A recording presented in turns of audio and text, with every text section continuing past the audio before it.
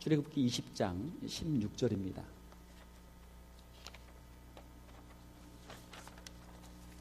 구약성경 출애굽기 20장 16절, 우리 한 절 말씀이니까 우리 합독해서 같이 읽도록 하겠습니다. 같이 읽겠습니다. 내 이웃에 대하여 거짓 증거하지 말라. 우리 한 번 더 읽겠습니다. 내 이웃에 대하여 거짓 증거하지 말라. 아멘. 우리가 십계명을 함께 보고 있는데요. 십계명은 하나님께서 주신 구약에 있는 모든 계명들의 요약이라 할 수 있는 것이죠. 우리가 어떻게 이웃을 사랑할 수 있는가, 어떻게 우리 하나님을 사랑할 수 있는가, 그 구체적인 방법이 10가지인데 그 중에 제 9계명입니다. 내 이웃에 대하여 거짓 증거하지 말라. 이웃에 대해서 거짓말하지 않는 것, 이것이 하나님을 사랑하는 길이고 또 내 이웃을 사랑하는 길이고 하나님 앞에서 참된 신앙의 길을 걷는 길이다라고 하는 것이죠. 가만히 생각을 해보면요, 어릴 때부터 가장 먼저 배우는 게 거짓말이에요. 애들이 집에서 가장 먼저 배우는 게 거짓말입니다. 집에서 엄마 아빠 눈치를 보면서 애들이 거짓말부터 배운단 말이에요.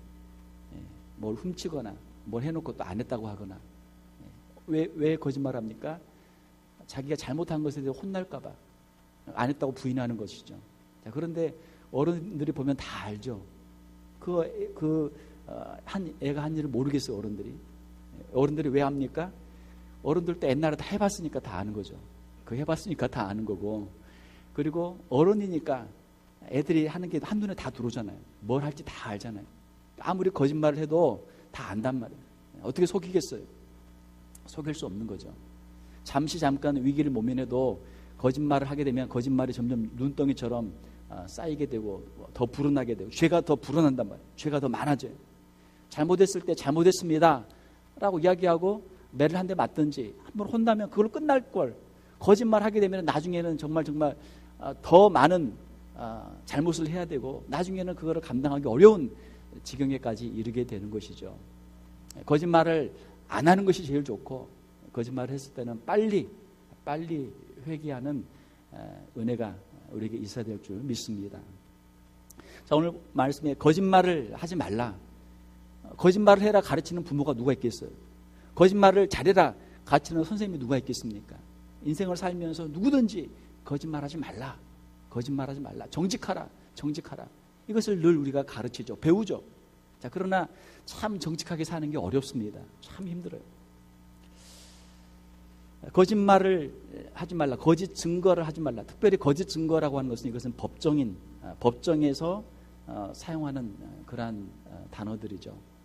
증인은 거짓을 말하지 않고 참된 것을 말하기를 선서합니까? 법정에 가면 선서를 해야 돼요. 나는 진실만을 말하겠습니다. 만약에 내가 거짓말하게 되면 그 거짓말에 대해서 반드시 죄를 받겠습니다. 위증죄죠. 죄를 받겠습니다 라고 하는 선서를 먼저 한 다음에 재판을 하죠. 사람들은 왜 거짓말을 합니까? 그것은 자기의 이해관계 때문이죠. 자신이 거짓말을 하는 것이 자기에게 더 이익이 된다 생각하면 사람들은 서슴없이 거짓말을 하죠. 또 어떤 사람들은 남에게 손해를 입히기 위해서 거짓말하는 사람도 있습니다. 내가 미워하는 사람이 있으니까 그 사람이 잘못되기를 원하는 마음으로 거짓말하는 거예요. 너 한번 당해봐라. 너 한번 혼나봐라. 거짓말을 하죠. 또 어떤 사람들은 아무 생각 없이 그냥 거짓말을 합니다. 그러나 그 거짓말은 아무 잘못이 없는 사람에게 금전적으로 또 그 사람의 명예에 있어서 큰 해를 입히게 되는 것이죠. 사랑하는 성도 여러분, 우리가 남에게 해를 입히지 않고 늘 우리가 정직하게 믿음으로 살아가는 성도들이 되시기를 주님의 이름으로 축원합니다. 그러면 사람들이 왜 거짓말합니까? 개인적으로 보게 되면 자기의 잠깐의 이득을 위해서 거짓말하지만 우리가 더 깊이 영적으로 보게 되면은 이것은 거짓말은 마귀의 작전이에요. 마귀는 성경에 보게 되면은 거짓의 아비라고 그렇게 기록이 되어 있습니다. 요한복음 8장에 보게 되면은 너희는 너희 아비 마귀에게서 났으니 너희 아비의 욕심대로 너희도 행하고자 하느니라. 그는 처음부터 살인한 자요 진리가 그 속에 없으므로 진리에 서지 못하고 거짓말을 할 때마다 제 것으로 말하나니 이는 그가 거짓말장이요 거짓의 아비가 되었습니다. 거짓말에서 사람들을 미혹해요. 창세기에 보게 되면 창세기 3장에 하와에게 이 마귀가 뱀의 모양으로 와서 거짓말을 하죠. 거짓말을. 이걸 먹으면 하나님처럼 된다. 먹어도 죽지 않는다. 먹어라, 괜찮다. 거짓말을 해요. 거기에 속아 넘어가죠. 속아 넘어가요. 거짓말을 왜 사람들이 할까? 악한 사탄 마귀가 그의 영혼을 사로잡고 그의 마음을 사로잡고 있기 때문에 사람들이 거짓말을 한다는 거예요. 내가 왜 거짓말했을까? 내가 마귀에게 미혹됐구나. 얘들이 왜 거짓말을 할까? 마귀의 유혹을 받고 있구나. 마귀가 실제하는 거죠. 사람들이 거짓말을 하고 사람들이 죄를 짓는 것, 이것이 마귀의 실제를 우리에게 증거해 주고 있는 것이죠. 하나님은 거짓말을 싫어하십니다. 하나님은 거짓말을 싫어하세요. 하나님은 거룩하시고 거룩하신 속성, 하나님의 그 성품에는 정직한 것이 하나님의 속성이죠. 하나님은 거짓말을 너무너무 싫어하세요. 사도행전을 보게 되면 아나니아와 삽비라가 죽임을 당하는 장면이 있습니다. 사도행전 5장에 보게 되면 아나니아와 삽비라가 왜 죽습니까? 그들이 헌금을 안 했기 때문에 죽습니까? 아니요. 헌금을 해요. 정성을 다해 헌금을 합니다. 자, 그런데 문제는 그 헌금에 있어서 자기 밭을 팔아서 헌금하는 얼마나 참 귀한 헌신입니까? 그런데 그것이 거짓말이 있었단 말이에요. 자기 판 것의 절반을 숨겨놓고 절반을 가지고 마치 전부인 양 하나님을 속이는 그러한 거짓말이 있었죠. 사람에게 대해서 한 것이 아니고 하나님께 대하여 거짓말한 것이다. 하나님께서 그 죄를 물으시고 그들을 심판하셨던 것이죠. 사과 상자 안에 썩은 사과가 하나 있으면 그 하나를 꺼내서 바로 버려야죠. 그렇지 않으면 금방 그 다른 사과들도 다 썩게 됩니다. 하나님의 교회 안에 거룩함이 유지가 되어야 되는데 하나님의 교회 안에 거짓이 들어올 때 하나님께서 그것을 바로 쏟아내는 것이죠. 그 거짓말에서 하나님께서 반드시 심판을 하시는 것이죠. 사랑하는 성도 여러분, 우리 성도들은 하나님 앞에 살면서 지금 당장 나에게 금전적으로 손해가 있다고 할지라도, 당장 내가 부끄럽고 내가 창피하다고 할지라도 하나님 앞에서 항상 진실한 정직한 성도들이 되시기를 주님의 이름으로 축원합니다. 처음에는 조금 어려워요. 정직하면 처음에는 좀 부끄러움도 당하고 좀 금전적으로 손해도 보고 좀 어려워요. 자, 그러나 정직한 것이 결국에는 그에게 더 유익이 되는 줄 믿습니다. 정직한 것이 성공하는 길이에요. 거짓말 하게 되면 결국은 다른 사람을 속이고 자신을 속이고 하나님을 속이고 하나님의 심판을 받기 때문에 나중에는 감당할 수 없는 어려움을 당하게 되는 것이죠. 정직한 사람이 신용을 얻습니다. 미국에 살면서 느끼는 것이 있습니다. 미국은 신용사회다. 미국에서는 크레딧이라는 단어가 굉장히 중요하죠. 미국에서는 이 선진국답게 과정을 중시합니다. 그리고 사람들이 열심히 노력할 때 그 노력에 대해서 보상을 해줘요. 미국 사람들이 가장 가치 있게 여기는 미덕, 덕목 중에 하나가 바로 이 정직이라고 하는 것이죠. honesty, 정직. 선진국의 사람들은 정직해요. 정직한 시스템이 돌아갑니다. 정직해야만 인정받고 정직해야만 살 수 있어요. 자, 후진국으로 갈수록 어때요? 국민성이 낮잖아요. 어떤 면에서요? 사람들이 거짓말을 많이 해요. 서로 믿을 수가 없단 말이에요. 신뢰가 없어요. 후진국에서 신뢰가 없어요. 다 그냥 거짓말이 많아. 제가 미국에 처음 왔을 때 한 20년 전 이야기지만 놀란 게 그냥 어떤 서류를 만들었을 때 여기저기 묻는 게 많죠. 그걸 다 써가지고 주면 그냥 그대로 받아요. 그걸 그냥 그대로 믿어요. 근데 지금은 이제 뭐 첨부 자료가 굉장히 지금은 많지만 한 20년 전만 해도 그냥 쓰면 그냥 다 그냥 그대로 받아줘요. 야, 이걸 이렇게 다 그냥 믿어주나? 믿어준단 말이에요. 일단은 믿어줘요. 그리고 그 사람이 믿을 만한 사람이면 계속해서 신용이 쌓이면 그 사람과 관계가 굉장히 돈독해지죠. 이게 미국이에요. 저는 한번 거짓말하면 어때요? 이 사람은 거짓말하는 사람이구나. 그러면은 그 사람에 대해서 크레딧이 완전히 깎이죠. 그러면 나중에는 장사도 할 수 없고 이 관계를 맺을 수가 없단 말이에요. 정직한 사람, 사람하고 우리가 친구가 될 수 있죠. 정직한 사람하고 우리가 비즈니스를 할 수 있죠. 자꾸 거짓말하고 속이고 약속을 안 지키면 비즈니스 할 수 없단 말이에요. 우리가 남에게 해를 입히기 위해서 일부러 거짓말을 하지 않아도 우리가 잘 모르는 것에 대해서도 함부로 말을 하지 말아야 됩니다. 내가 그냥 추측해서, 내가 그냥 생각해서, 내가 소설을 써가지고 말을 할 때도 많아요. 모르는 것을 이야기할 때가 많단 말이에요. 애매하게 다른 사람들이 피해를 입을 때가 있습니다. 사람들은 말에 실수가 많아요. 그러므로 할 수 있는 대로 말을 아끼는 게 좋아요. 말을 아끼는 게 좋아요. 말을 안 하는 게 좋아요. 우리는 오해를 많이 합니다. 우리는 편견을 많이 가지고 있어요. 우리 스스로 오만도 가지고 있고 다른 사람에 대한 편견들도 많이 가지고 있어요. 다른 사람의 일을 우리의 생각대로 마음대로 짜집기를 해서 그냥 말을 한단 말이에요. 말을 하기 전에는 반드시 먼저 신중하게 다시 한번 생각해보고 말을 해야 될 줄 믿습니다. 저도 배심원 콜을 받아서 코트에 한번 가본 적이 있는데요. 미국 시민이 되면 누구나 이제 코트를 가야 되죠. 배심원을 해야 되잖아요. 참 두렵고 떨려요. 야, 내가 배심원을 해야 되다니. 물론 이제 마지막 선서까지 다 하고 마지막에 이제 배심원을 셀렉트하는 과정에서 이제 제가 배심원으로 선택을 받지 못했지만 선서까지는 다 했어요. 자, 재판장에서 말을 한마디 할 때 내가 알고 있는 대로 내가 진실을 이야기해야 되고 모르는 것은 모른다고 이야기를 해야 되는 것이죠. 그 재판정에서 증인의 자리가 얼마나 참 중요합니까? 그 말 한마디가 얼마나 중요합니까? 사랑하는 성도 여러분, 우리의 입술에 있어서 우리의 언어 생활에 있어서 우리가 늘 정직하고 진실해야 될 줄 믿습니다. 또 우리가 다른 사람을 비판하거나 함부로 비난하지 말아야 될 줄 믿습니다. 가능하면 남을 도와주는 그런 사람이 돼야죠. 우리의 말에 있어서도 다른 사람들이 잘 되도록, 다른 사람에게 유익이 되도록 도와주는 그러한 사람들이 되어야 될 줄 믿습니다. 사람들의 마음속에는 시기와 분노가 있어요. 다른 사람에 대한 시기와 자기의 일들이 잘 풀리지 않는 것에 대한 분노가 있어요. 그걸 우리가 가라앉혀야 돼요. 다른 사람과 비교하고 경쟁할 필요가 없습니다. 사랑하는 성도 여러분, 우리는 하나님의 사랑받는 자녀들인 줄 믿습니다. 우리의 마음속에 좀 당당함이 있어야 돼요.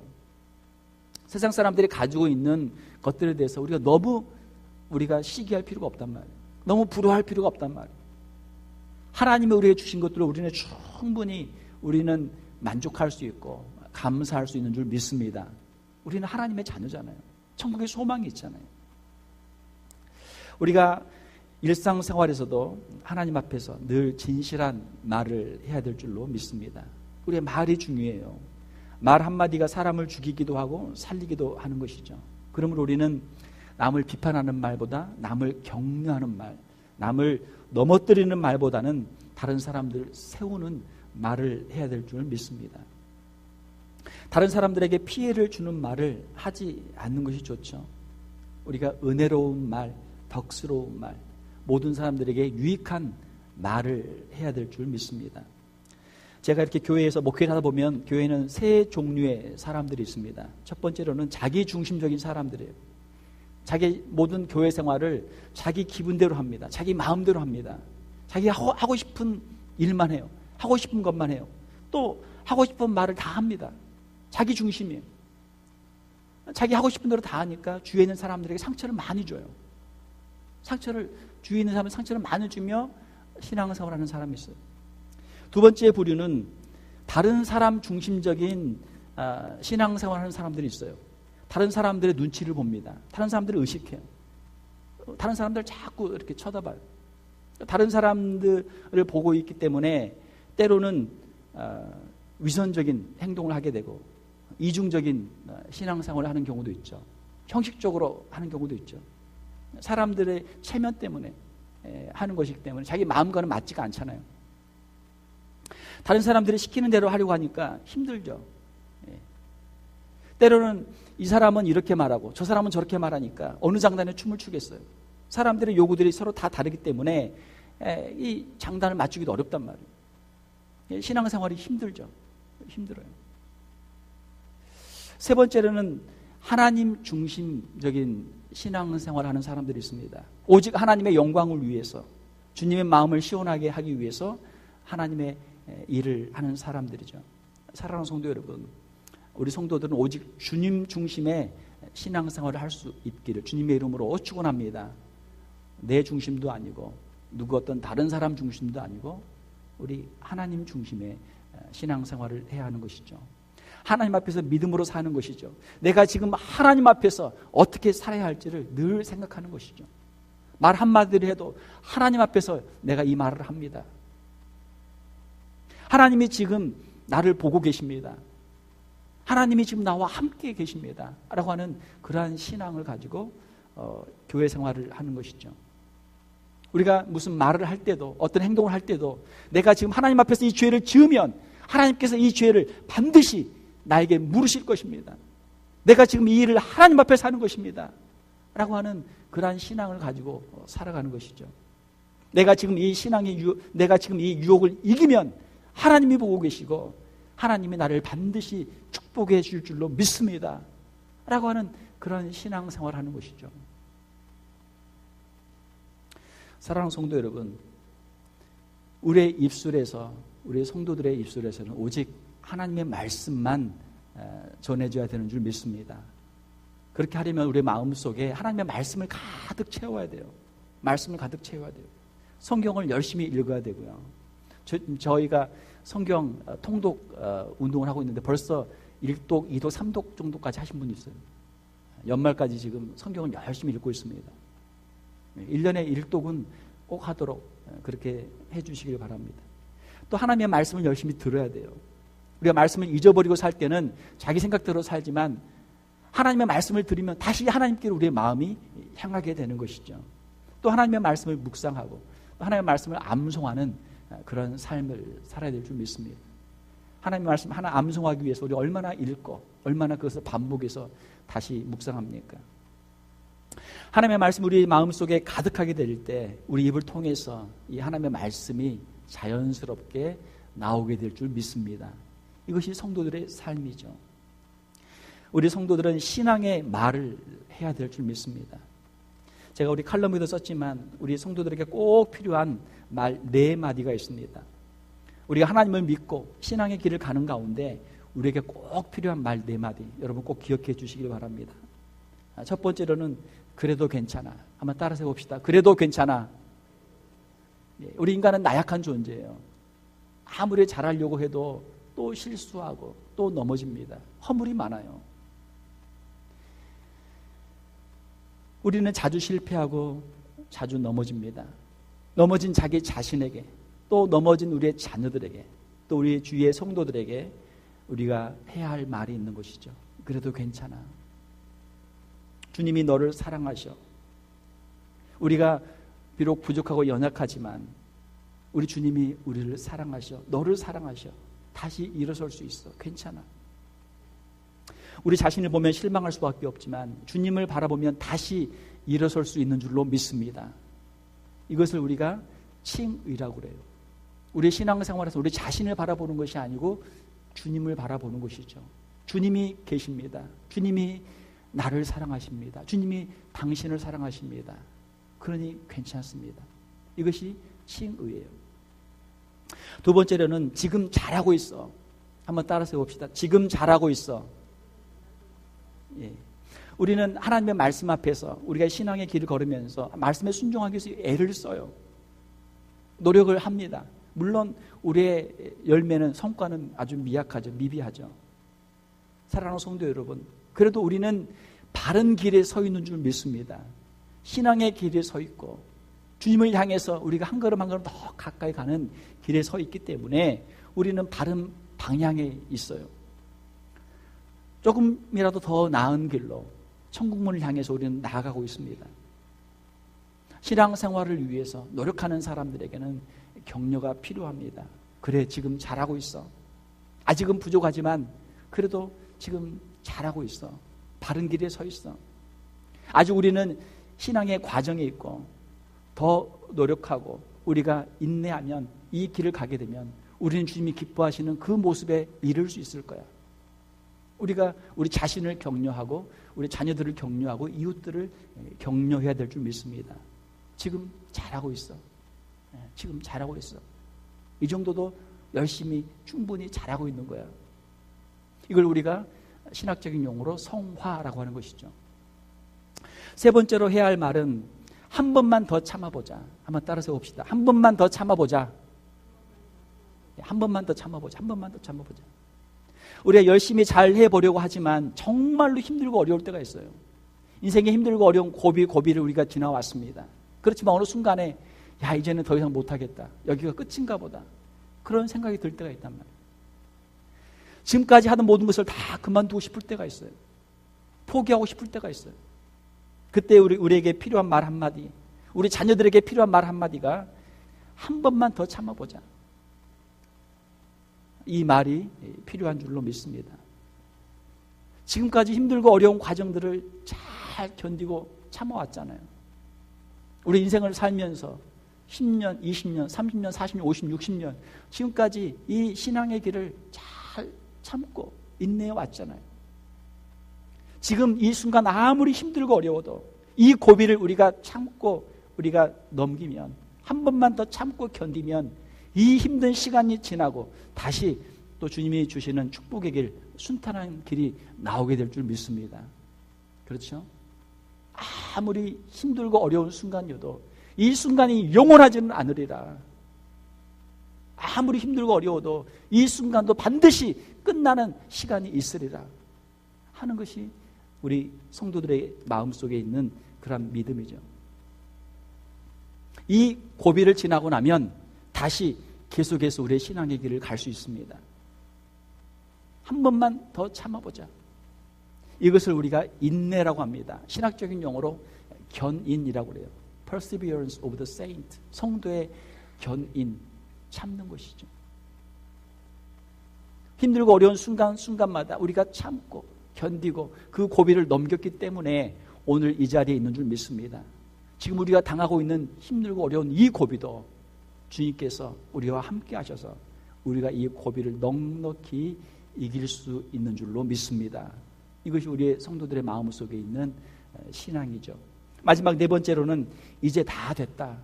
한번 따라서 봅시다. 이제 다 됐다. 예. 주님이 주신 신앙의 길을 우리가 참고 인내하면서 꾸준히 가다 보면 마침내 마지막에 목적지에 이르게 되죠. 주님이 계신 천국문에 우리가 이르게 될 줄로 믿습니다. 주님이 약속하신 축복의 땅에 이르게 되는 줄로 믿습니다. 그때 우리는 이제 다 됐다. 이제 다 됐다 라고 말할 수 있는 것이죠. 이것을 우리가 신학적인 용어로 영화라고 합니다. 성도의 이 모든 길을 다 지나고 이제 마지막 주님의 품에 안기는 그 순간이죠. 글로리피케이션. 지나온 인생을 뒤돌아보면 내가 어떻게 이 길을 다 내가 지나왔을까? 어떻게 내가 이렇게 이 길을 감당했을까? 내 힘으로는 못했을 거야. 내 힘으로는 도저히 못했을 거야. 내가 힘들고 어려운 순간마다 주님이 함께 계셨고 주님이 나를 도와주셨기 때문에 내가 이 자리까지 온 줄 믿습니다. 주님께 우리가 감사와 우리가 찬양을 돌릴 수 있는 것이죠. 이제 다 됐다. 이제 다 됐다. 사랑하는 성도 여러분, 우리의 인생길, 비록 힘들고 어려운 인생길이지만 우리가 주님을 바라보고 주님을 신뢰함으로 주님이 주시는 힘을 가지고 끝까지 인내하며 우리가 잘 감당하는 우리 성도들이 다 되시기를 주님의 이름으로 축원합니다. 순간순간이 우리의 영적인 싸움이에요. 우리가 정직해서 손해보는 것 괜찮습니다. 지금 당장 손해보는 거 괜찮아요. 내가 정직해서 지금 당장 10불, 20불, 100불 손해보는 거 괜찮아요. 그거 내가 거짓말해가지고 10불, 20불, 100불 그거 얻어봐야 그게 얼마나 괴로워요. 우리의 신앙을, 우리의 영혼을 100불, 20불에 팔 수는 없잖아요. 우리가 정직하면 진실하면 하나님께 우리가 상을 받을 것이고 우리가 거짓말하고 속이면 하나님께 반드시 벌을 받을 텐데 우리의 영혼을 그 돈 얼마에 팔 수는 없는 것이죠. 잠깐의 위기를 모면하기 위해서 거짓말을 할 필요 없는 것이죠. 우리 누구나 다 부족합니다. 실수합니다. 내가 잘못했습니다. 내가 실수했습니다. 자기 잘못을 고백하면 그 잘못을 용서해 주지 않을 사람이 누가 있습니까? 한두 마디 책망하죠. 또 금전적인 손해가 있다면 금전적인 것을 피해를 보상하도록 하죠. 그러나 그러면 끝나는 거예요. 그러면 되는 거예요. 더 이상의 무거운 짐을 질 필요가 없는 것이죠. 돈 몇 푼 우리가 거짓말로 더 얻는다고 해서 더 잘 사는 것 아닙니다. 그거 없다고 못 사는 것도 아니에요. 우리가 거짓말하며 속이면서 살 필요 없는 것이죠. 하나님 앞에서 늘 정직한 마음을 가지고 진실하게 떳떳하게 살아갈 수 있는 우리의 성도들 또 우리의 자녀들 다 되시기를 주님의 이름으로 축원합니다. 함께 기도하겠습니다. 하나님 아버지 감사합니다. 이 시간 하나님의 말씀을 함께 읽었습니다. 내 이웃에 대하여 거짓 증거하지 말라. 하나님, 우리는 너무나 이기적이고 자기중심적이고 자기의 이익을 위해서 너무나 쉽게 거짓말을 할 때가 있습니다. 하나님, 우리의 심령을 정결케 하여 주시옵소서. 늘 정직하게 하시고 진실하게 하여 주시옵소서. 다른 사람들을 아프게 하지 않게 하시고 괜한 피해를 입게 하지 않게 하시고 다른 사람들에게 유익을 줄 수 있는 우리 귀한 성도들이 다 되게 하여 주시옵소서. 힘들고 어려운 인생의 길을 가는 가운데 주님 함께 동행하여 주시고 우리를 일으켜 세워주시고 주님 힘주시고 주님 붙들어 주시옵소서. 우리의 신앙의 길을 지금까지 왔사오니 주님 앞으로 한 걸음 더 가까이 가게 하시고 거룩한 주님의 나라에 들어갈 수 있는 우리 귀한 성도들 다 되게 하여 주시옵소서. 저들의 심령 가운데 거룩함을 허락하여 주시고 저들의 가정이 더욱 화목하게 하시고 저들의 일터에도 생업에도 복을 주셔서 세상 사람들에게도 정직한 사람으로 인정받게 하시고 하나님께 큰 복을 받는 우리 귀한 성도들 다 되게 하여 주시옵소서. 거룩하신 우리 주 예수님 이름으로 기도하옵나이다. 아멘.